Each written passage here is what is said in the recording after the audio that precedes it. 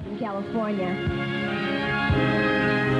and there was a cactus outside our house, and more than anything in the world, I wanted to see that cactus bloom before we left. But there was no way it could bloom because the little blooms were so close and they were so tight, and it would be probably a week or 2 weeks before those little blossoms could bloom out. So I went out there and I prayed and I said, Lord, I sure would like to see what color this little bloom on this cactus is going to be. Could you please bring just one out?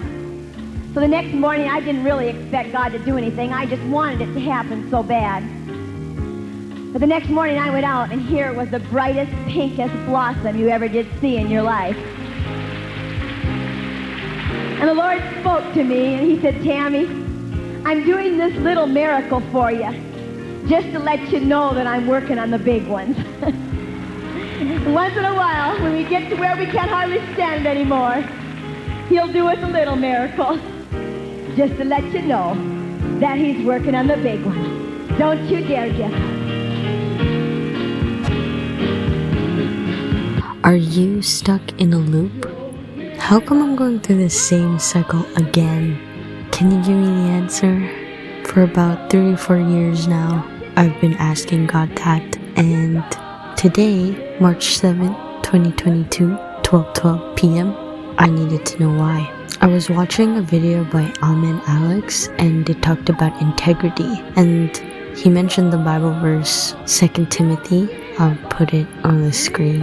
It was about being ready in and out of season to defend the hope that you have, being ready to respond, to answer, to leave, to stay, to go, to walk, to run, to jump, to catch, to go straight, to stop. Being ready to lean on the Lord and not on my own ways.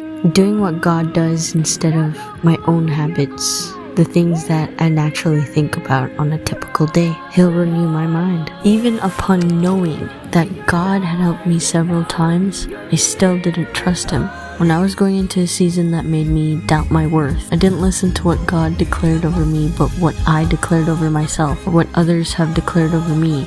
But people change. Their opinions will change. You will even change. But God doesn't change, because he's the same yesterday, today, and forever. My cycle that I was going through was repeatedly feeling unprepared, ungrateful, and unpresent for the seasons God put me through. God is still teaching me to live in the moment. It has helped my anxieties and worries, and I learned also that it's a part of healing, because healing is when you let God deal with things, and coping is when you let yourself deal with it. We don't always see God in the mountains.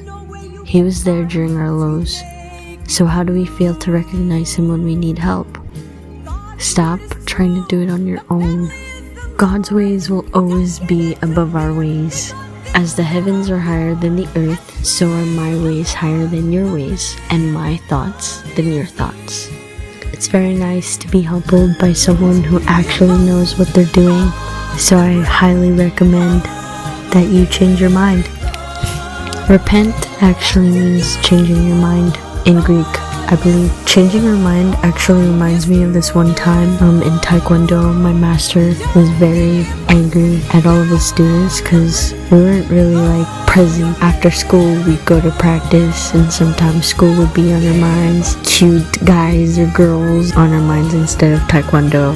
So he would literally be like, hey, change your mind.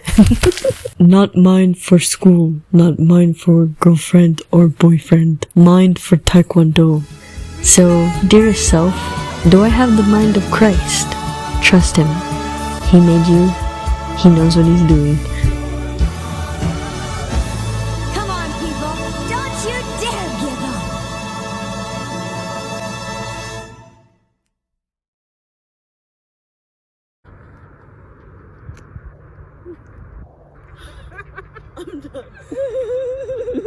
I'm done.